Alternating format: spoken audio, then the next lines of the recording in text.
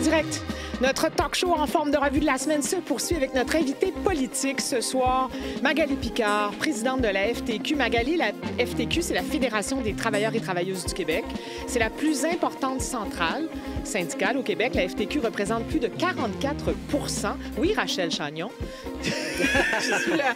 Regardez vos notifications sur votre téléphone. J'en profite pour faire un petit peu d'information avec moi-même. Oui.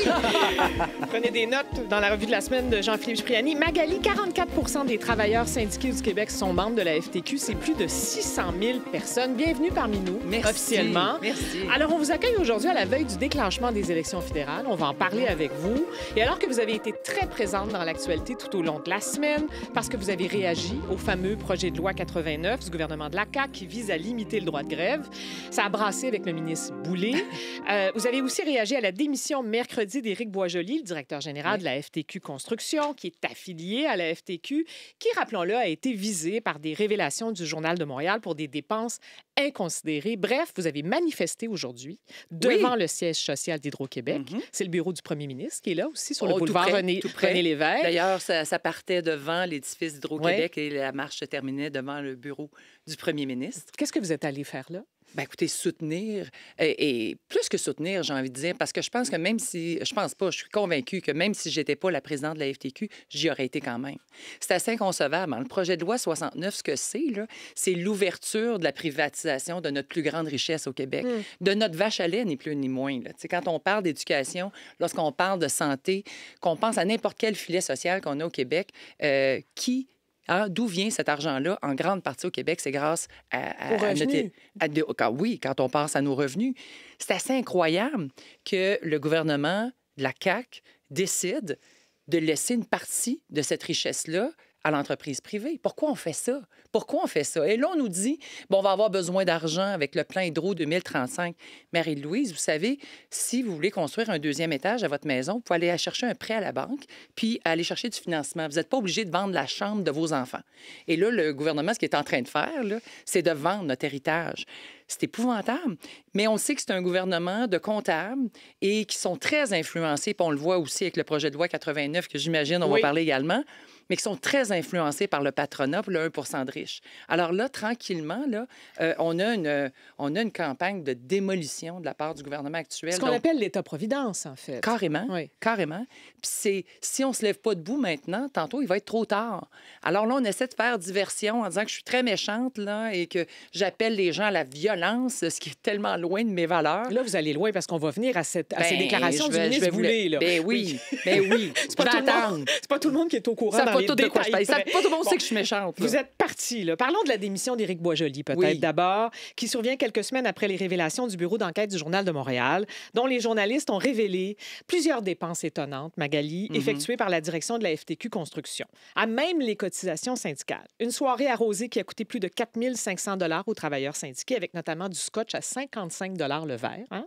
C'est tout un scotch, ça. Plusieurs factures salées au restaurant. Par exemple, pour un souper à 2 000 $ avec des steaks à 88 $ pièce. Oui, Noémie. L'achat de 13 camions valant près de 80 000 $ pour les dirigeants de l'organisation, tant pour leur travail que pour leur usage personnel. Comment on explique de telles dépenses, Magali?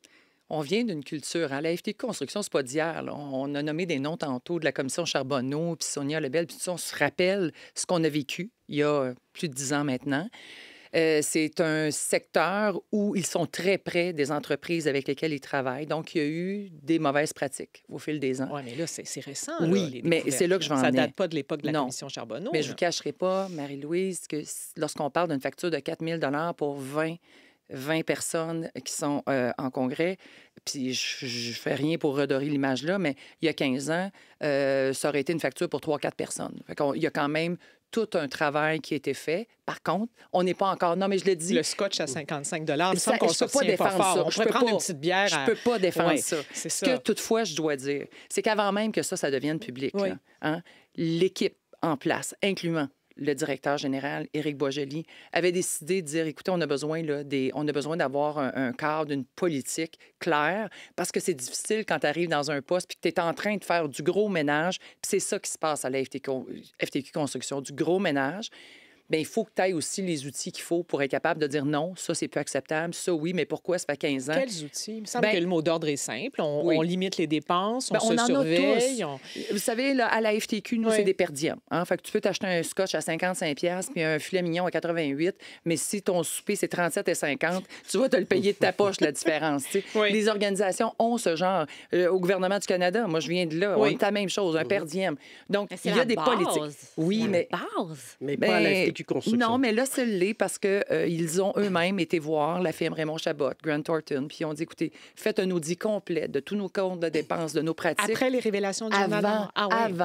Avant. Puis vous savez, là, c'est pas une firme comme Raymond Chabot qui va aller essayer d'abrier ou de dire, oui, c'est tout à fait la vérité. Donc, ils étaient là-dedans.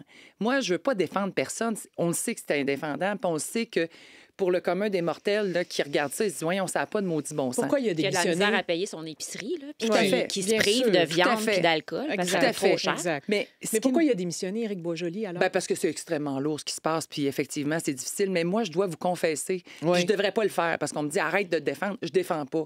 Pour moi, Éric Boisjoli faisait plus partie de la solution que du problème. Depuis que ce gars-là est arrivé, vous n'avez pas idée du redressement qui est fait à la FTQ Construction puis qui est en train de faire. Mais ça, puis il l'assume complètement parce qu'effectivement, c'est lui, là. Tu sais, t'es en retraite de direction, puis tu as un CA, puis là, mais la facture arrive. À qui t'envoies ça? T'envoies ça au directeur général. Il l'a fait. Ouais. Mais suite à ça, parce qu'il y a un malaise, lui a dit à son équipe, moi, j'ai besoin qu'on me donne un cadre parce que je suis pas à l'aise avec ça. Quelle image ça envoie de la FTQ Construction et de la FTQ? Parce que c'est une division de la FTQ. Quelle image ça envoie pour les gens qui voient ça dans le journal puis qui se disent, moi, je paie des cotisations. Ouais. Et il y a des gens qui se payent des soupers, puis des scotch à 55 $, puis des camions à 80 000 $. Puis... Bon, oui. Quelle image ça envoie, Magali? C'est très mauvais. C'est très mauvais. Puis je vous dis, pour la FTQ Construction, pour la FTQ, j'ai envie de dire pour tout le monde syndical. T'sais, on a tellement besoin de redorer notre image. On a tellement besoin de travailler différemment, d'aller rechercher la confiance de nos membres. On en parlait hors d'onde. Je suis une fille qui j'ai pas de cassette, puis je suis dans l'authenticité. En tout cas, j'essaie de le rester le plus possible, ce qui me cause bien des problèmes. Mais c'est pas une cachette. C'est pas une cachette. C'est pas une cachette qu'au Québec, au Canada, on a 50 % de nos membres qui sont pas fiers d'être syndiqués. Hey, c'est pas des farces, ça. Des gens pour qui on travaille des semaines de fou. On fait des luttes pour qu'on soit capable d'avoir un revenu décent, qu'on n'ait pas, on s'appauvrisse pas collectivement, qu'on garde une classe moyenne, qu'on défende nos filets sociaux, notre revenu social. Puis, malgré tout le travail qu'on fait, il y a encore au moins un travailleur, une travailleuse sur deux qui pense qu'il paye une cotisation syndicale en 2025, puis ça vaut rien, où on est là pour défendre les pas bons dans le milieu de travail, les paresseux, les gens qui ont un problème de discipline. Oui. On est contre la production, on est contre l'innovation. Mais c'est tellement pas ça. Mais on a de la misère à se sortir de ça. On y travaille. Dans les prochains jours. Votre nomination correspond à ça, d'ailleurs. Ravalement de façade, autre image, première femme, femme d'origine autochtone. Bon, vous le dites, hein, vous n'êtes pas cassette, puis c'est pour ça qu'on vous aime, mais ça vous fait parfois dire des choses qui vous mettent dans l'embarras, Magali. Le 5 février dernier, vous avez accordé un entretien à notre collègue Patrick Lagacé au 98.5. Vous revenez sur les révélations du Journal de Montréal et vous avez affirmé que de transmettre, je vous cite, des informations privilégiées à des journalistes était criminel n'importe où, dans n'importe quelle organisation. Qu'est-ce que vous avez voulu dire? C'est une catastrophe, cette entrevue-là. Honnêtement, c'était une catastrophe. J'ai été tellement mauvaise, mais bon, premièrement... Mais il y avait un fondement à ces propos-là. Là. Oui. Vous n'avez pas inventé ça comme ça. Là. Non, ce que vous en vouliez aux lanceurs d'alerte? Non, pas du tout. Moi, j'ai jamais même pensé à un lanceur d'alerte. Quand on sait des choses, on ne peut pas le dire, là, on fait des mauvaises entrevues. Hein? Moi, je me présente en entrevue, puis je sais un peu trop ce qui se passe. Puis je sais un peu trop qu'à la FTQ Construction, les factures que l'on voit dans les médias, c'est pas des travailleurs ou des travailleuses qui se disent « c'est épouvantable comme il n'y a pas d'éthique chez nous ». C'est nos membres, avec leurs cotisations, qui payent ça. Puis là, il est temps que ça sorte. Donc, ça, je vais le dénoncer. Donc, je vais le dénoncer. Hey, je suis la première qui encourage ça. Je suis la première quand on vient voir, puis on dit « je veux que ça sorte », qui va faire affaire avec voici où tu dois envoyer l'information pour que ça sorte, puis on va te protéger. C'est pas ça qui s'est passé? Non. Qu'est-ce qui s'est passé? Il s'est passé que je vous parlais d'un ménage qui est en train de se faire à la FTQ Construction. Il y a des gens qui étaient dans des postes d'autorité, qui sont encore pour quelques jours dans des postes d'autorité, qui ont décidé de dire c'est fini ces mauvaises pratiques-là. On va aller de l'avant puis on va changer ça. Mais ça dérange. Ça dérange quand on change des pratiques comme ça. Puis il y a des gens qui ont dû quitter la FTQ Construction dans les derniers mois parce que justement, ils ne voulaient pas vivre ces changements-là, mais qui ont été, on les a encouragés à quitter. Donc c'est eux qui ont coulé l'information pour se venger. Eux n'avaient peut-être pas accès à ça, mais ils ont mis de la pression sur du monde à l'interne. Puis quel genre de pression, je le sais pas. Puis je veux pas partir aujourd'hui, mais... C'est un genre de règlement de compte. Ben oui. OK, on va le dire, c'est ça. Puis de dire à quelqu'un, si tu me sors pas de l'information, là, hein, je sais où tu habites, je sais comment ça se passe, moi, j'ai besoin de ces informations-là. Ça, là, j'ai pas... Parce qu'on serait à la police si j'avais les informations, mais ça sonne comme... C'est ça que j'ai envie de vous dire. Puis moi, je suis très inquiète de ça. Ça me rend malade de penser qu'il y a des gens qui sont dans des milieux de travail, puis ça se passe, de toute évidence, probablement chez nous, dans des syndicats affiliés, dans d'autres entreprises, qui vivent ce genre de pression-là. Pour moi, on est loin d'un lanceur d'alerte, là. On parle d'une personne qui est prise en otage et qui vit des pressions pour sortir de l'information. Puis j'essayais d'une façon très maladroite ce matin-là de dire, moi, je suis inquiète. Puis s'il y a des gens à qui on force puis qu'on dit, écoute, venez me voir à la FTQ, je suis pas dans la même bâtisse, tu sais, on n'est pas, on peut faire ça d'une façon... J'essayais de lancer ce message-là, mais je vous le dis, je l'ai fait d'une façon catastrophique. Puis c'est pas contre Patrick Lagacé, votre collègue journaliste, qui, lui... dans le fond, je peux bien comprendre. Je l'ai réécouté trop souvent, l'entrevue, je vais vous dire. Bon, on s'entend qu'il y a eu un débriefing avec les responsables des communications. Ben là, oui. Où tu t'en Parce que c'est le fondement du journalisme, hein, le respect des lanceurs d'alerte, des sources. C'est ce qu'il y a encore de plus démocratique qu'on a tellement besoin. Donc, tu sais, puis après ça, je me suis fait ramasser tout bas, tout côté, puis je le méritais tellement parce que ça a été catastrophique. Puis là, ben, tu veux-tu revenir 2 jours après, tu sais, mais je suis désolée, c'est pas ça, j'ai pas été mal citée. Il y a des gens gentils autour de moi qui disaient, Patrick Lagacé était dur avec toi. Mais il n'a pas été dur partout. Il m'a ouvert la porte 10 fois pour que je me reprenne. Je ne l'ai pas compris. Mais la radio en direct, ça ment pas non plus. On ne peut pas être mal cité parce qu'on parle en direct. C'est carrément ça. On a le contrôle de sa propre parole. Sûr. Alors, tout ça dans un contexte où le ministre Jean Boulet propose le projet de loi 89, dont l'étude... oui, ça fait plaisir, ça. Dont l'étude s'est amorcée cette semaine à l'Assemblée nationale. Alors, décrivons le projet de loi 89 pour les gens qui nous regardent au RDI puis pour les gens qui nous écoutent à la radio. Il y a 2 volets au projet de loi, Magali. Le premier permet d'élargir le concept de service essentiel appliqué aujourd'hui au seul secteur de la santé et de la sécurité publique à d'autres secteurs du service public, dont celui de l'éducation, par exemple. Le second volet ne touche pas le secteur public ou parapublic, mais plutôt les municipalités et le secteur privé. Il permettrait au gouvernement d'imposer par arbitrage un règlement à un conflit de travail si ce dernier cause un grave préjudice à la population ou s'il menace la sécurité économique. Un projet de loi que vous qualifiez, je vous cite, d'attaque brutale et frontale. Complètement. Pourquoi? Inutile. Je peux vous sortir tous les qualificatifs qui me passent par la tête. C'est un projet de loi qui est une attaque sans précédent. Je vous le dis, le René Lévesque doit se revirer dans sa tombe. C'est épouvantable. Dans le fond, là, ce que ça veut, ce projet-là, il est là pour le patronat, pour les patrons. Puis ce que ça dit, ni plus ni moins, là, c'est que faut plus faire de moyens de pression. On n'a plus le droit de se battre, on n'a plus le droit de prendre la rue. On doit accepter ce que l'employeur veut, et tout ça avec l'aide du gouvernement. Je vous donne un exemple, Marie-Louise, pour rendre ça plus clair. Ça existe, ça. Ce que le ministre Boulay veut se donner là, comme pouvoir spécial, ça existe sous juridiction fédérale.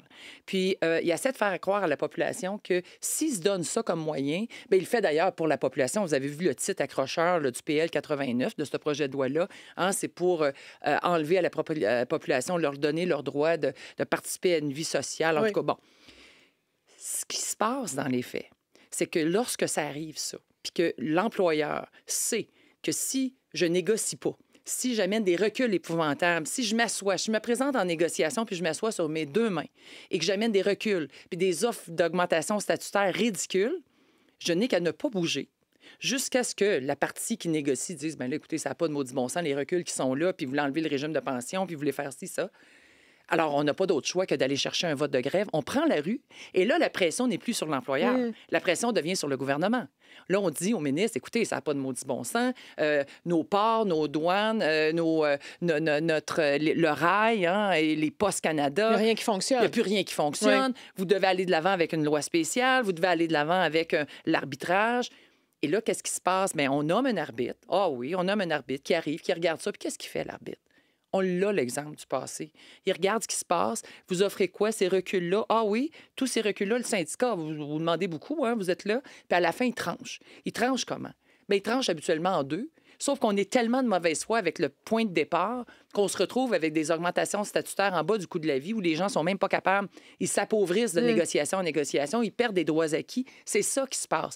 Et si j'étais le gouvernement, puis j'étais en commission parlementaire, puis que je voyais que 100% des représentations patronales viennent là en nous disant que c'est la 8e merveille du monde, on devrait aller plus loin, et que tu as 100 des représentants des travailleurs qui vous disent que c'est une catastrophe, on ne peut même pas vous faire des recommandations pour l'améliorer, c'est un recul historique. Il me semble que je me posais une question qu'il y a un débalancement qui est vraiment trop grand. Ce qui se passe pas dans les autres projets de loi d'habitude. Bon, là, vous plaidez, là, puis vous êtes bien bonne. Là. Mais revenons à tout ce qui s'est passé. En commission parlementaire, mercredi, vous aviez dit, je vous cite, « Il faut encore sortir les gros bras. » Ben oui. En ajoutant que les membres des syndicats allaient manifester dans les prochains jours, les prochaines semaines, et même, je vous cite, chez votre ami Patrick Lagacé, c'était jeudi matin, à la question, il vous pose la question, allez-vous traquer des ministres pour faire valoir votre opposition au projet de loi? Vous avez répondu « Oui, et j'encourage ça. » Ça veut dire quoi, ça? Ça pousse les syndicats à sortir les gros bras. Ben oui, les gros bras, c'est une image. Oui. Hein? Tu sais, quand on est vu depuis toujours, rapport de force. On va prendre la rue, on va se retrousser les manches, beau temps, mauvais temps, froid, pluie. On va être là parce qu'on ne peut pas mettre un genou à terre, parce que j'ai mon inquiétude, là, puis on regarde partout à travers la planète. On regarde ce qui se passe aux États-Unis. Je pense que c'est assez... ça parle de... on n'a pas besoin de l'ajouter. Puis dans toute la droite qui monte partout dans le monde, là, puis on regarde depuis combien de décennies on est capable, hein, les travailleurs ordinaires, d'avoir des droits, d'être capable d'aller voter, d'avoir une vie qui fait en sorte qu'on peut avoir des vacances de temps en temps, puis on travaille dans des milieux sécuritaires. Je commence à me demander, dans l'histoire de l'humanité, si on ne va pas avoir été un accident de parcours. On va-tu avoir été un accident de parcours? On va avoir eu ces droits-là pendant 100 ans? Puis après ça, on va revenir. On va revenir au moment où les femmes, on ne pourra pas voter, où les travailleurs n'ont pas de sécurité d'emploi. Une journée, tu as une job, le lendemain, tu n'en as pas. Puis on peut regarder ça en disant, ben là, elle exagère un peu. Mais à peine. À peine. C'est là qu'on s'en va. Puis ce qui me rend folle, c'est de voir que ces gens-là viennent et parlent au nom des travailleurs. Ils font pour le peuple, le bon peuple. En quoi, présentement, si la CAQ voulait vraiment venir en aide à la population, c'est-tu en enlevant le droit le plus légitime qui est ensaché dans notre Constitution, qui, de toute façon, ce projet de loi-là, vous savez, Marie-Louise, tous les experts, les juristes nous disent qu'il ne tiendra pas la route des tribunaux. C'est de la diversion pour dire, regardez comment on veut prendre soin de vous, la population. Vous êtes pris en otage. Je m'excuse, là, mais ça ne tiendra pas la route. S'ils veulent aider la population, là, qui en amène des mesures structurantes, hein, ça fait longtemps qu'on le dit au FR, des logements sociaux, des meilleurs soins de santé, on a un paquet de problèmes au Québec. On va vous répondre que les banques, que les caisses sont vides, ben oui, on va privatiser Hydro-Québec, on va se passer de notre vache à lait. Bon, à la suite de ce commentaire là, sur les gros bras, le ministre du Travail, Jean Boulet, dans un entretien accordé à la presse canadienne, s'est dit ébranlé.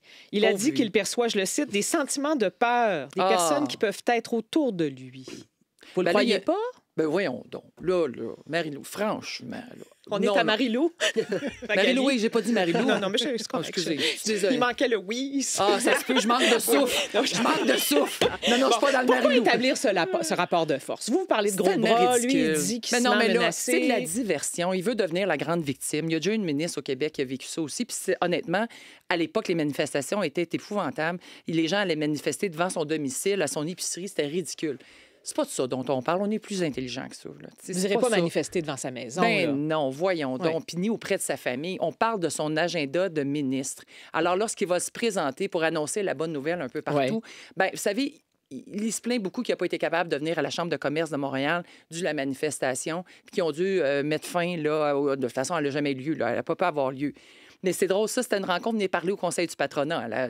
Quand on parle à la Chambre de commerce de Montréal, où les travailleuses peuvent se faire entendre, c'est où les endroits privilégiés, où le peuple, les gens ordinaires, les travailleurs peuvent venir parler au ministre, leur dire on n'est pas content, c'est pas une bonne idée, puis qu'ils sont capables d'aller essayer de se représenter. C'est restreint, malheureusement. Il y en a en campagne électorale. Encore là, avec des fausses promesses. Donc, c'est ça. Ils viennent tout simplement où il est pour dire écoutez, on n'est pas content.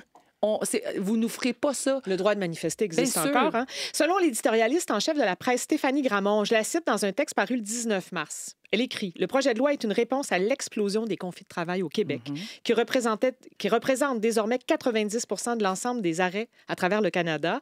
On a dénombré 754 arrêts de travail au Québec en 2024, alors qu'il y en avait rarement plus de 100 par année depuis 30 ans. Comment on explique? C'est quand même une explosion considérable. Là. On peut comprendre. Mais ça s'explique facilement. Je me fais l'avocate du diable. Oui. On peut comprendre qu'un gouvernement ait besoin de légiférer si on est toujours en grève, Magali. Ben là, comment ça se fait que ça a explosé autant? Ben, c'est l'inflation, tout simplement. des années là, inflationnistes où le coût de la vie est à 6,7 l'année d'après à 4,8 Regardons c'est quand les dernières fois que ça s'est arrivé. OK, mais pourquoi au Québec plus qu'ailleurs au Canada? Bien, parce que peut-être que les offres d'emploi étaient meilleures ailleurs au Canada qu'au Québec. On est, au Québec, la pire province pour payer nos travailleurs de la fonction publique. La pire, dans toutes les catégories d'emploi. On a les moins bons salaires. Les moins bons salaires. Regardez, là, pourquoi on a autant de misère à garder nos infirmières? Oui. Ah, moi, j'habite en Outaouais, j'ai une maison à Kentley. Puis c'est un défi de tous les instants. Ils vont travailler en Ontario parce que les conditions d'emploi sont extrêmement meilleures. Mais c'est ça qui se passe au Québec. Alors, on a un rattrapage à faire. Et là, c'est dur pour tout le monde. C'est dur pour la classe ouvrière. On représente des gens qui travaillent 40 heures par semaine, puis qui sont obligés d'aller chercher un deuxième emploi, puis qui fréquentent les banques alimentaires. C'est pas mes chiffres, c'est pas moi qui le dis. Là. Oui. Donc, rendu là, les travailleurs disent quoi? On n'a plus rien à perdre. Il faut prendre la rue parce qu'on ne peut pas continuer à s'appauvrir. On n'est pas capable de payer notre loyer. On s'endette. On est étranglé. Donc là, c'est assez. Il faut se lever debout. C'est ça qui s'est passé. C'est pour ça, ces chiffres-là. C'est ce qui explique la multiplication des grèves depuis quelques années. En pleine menace des tarifs de la part du gouvernement américain jeudi, sur son compte Blue Sky, Mark Carney, le nouveau premier ministre du Canada, a annoncé avoir rencontré des dirigeants des syndicats majeurs du pays. Bon, vous étiez présent. Bien sûr. Vous l'avez trouvé comment? Bien, là, on parle d'un homme qui se présente, bien sûr, la campagne, c'est pas une cachette pour personne demain. Oui. Alors, je l'ai trouvé meilleur en français que ce qu'on entend. Honnêtement, quand il était un plus petit groupe, je l'ai trouvé assez impressionnant. Pour vrai, c'était pas des mots faciles. Là. Il a vraiment fait des phrases qui se tiennent. Des phrases complètes. Des phrases complètes. Avec tous des mots en français. Oui. Alors, ça, c'était... Non, blague à part. C'est clair qu'il parlait à des chefs syndicaux du pays. Donc, est-ce que vous l'avez trouvé rassurant? Est-ce que la rencontre a été productive? Tout à fait, très productive. Il nous a rassurés sur les tarifs, qu'il va bien sûr, les contre-tarifs à Donald Trump. Le but de ça, c'est bien sûr de les redonner directement aux entreprises, aux travailleurs touchés. Oui. Il nous a parlé également, mais ça, on était déjà sur un comité. Bravo d'ailleurs au gouvernement du Canada d'avoir créé un Team Canada entouré de représentants syndicaux comme moi, patronaux, des banques, des sociétés de tous les secteurs économiques touchés. Pour répondre aux tarifs, pour aussi être capable de répondre aux travailleurs, travailleuses. Il y a eu des annonces sur l'assurance-emploi hier là, pour les prochains mois. Ça fait du bien. Là. Il n'y aura pas de semaine d'attente. Les travailleurs qui vont perdre leurs emplois au jour 1. Donc, vous faites confiance à Mark Carney? Parce que, est-ce qu'on peut vous demander, est-ce que vous, en tant que président de la FTQ, vous allez soutenir un candidat plutôt qu'un autre? Non. Vous ne prononcez pas? On se prononce... Bon, c'est clair que notre job, nos membres depuis longtemps nous disent, là, écoutez, là, c'est pas à mon syndicat à me dire pour qui voter. Alors, je suis majeure et vaccinée, je suis capable de faire ça. Par contre, vous savez, la FTQ, quand on parle de nous, là, c'est 5300 unités, sections locales, des grands syndicats. Ils sont représentés par leurs syndicats qui sont autonomes et indépendants. Mais la FTQ, on est quoi? On est le bras politique des affiliés. C'est nous qui allons faire les représentations au fédéral, au provincial, au municipal. Donc ça compte dans une campagne électorale. Ben oui, puis en même temps, c'est pas vrai qu'on est très près du politique et qu'on viendra pas dire à nos travailleurs quel parti ou quel individu travaille contre eux. Et ça, dans une période comme on vit actuellement, on met une grande campagne à la FTQ, puis c'est pas une cachette pour dire aux gens, bloquons Pierre Poilievre. Bloquons cet homme-là qui a vraiment une philosophie qui fait en sorte, et des valeurs, et un historique, la feuille de parcours de ce gars-là, où il n'a jamais été là pour la classe moyenne, pour les travailleurs, la classe ouvrière. Jamais. C'est le discours actuel de sa campagne. Là. Son nouveau slogan « Boots, no suits », on l'a vu avec des travailleurs de la construction tout au long de la semaine. Là. C'est le cœur du début de sa campagne. Là.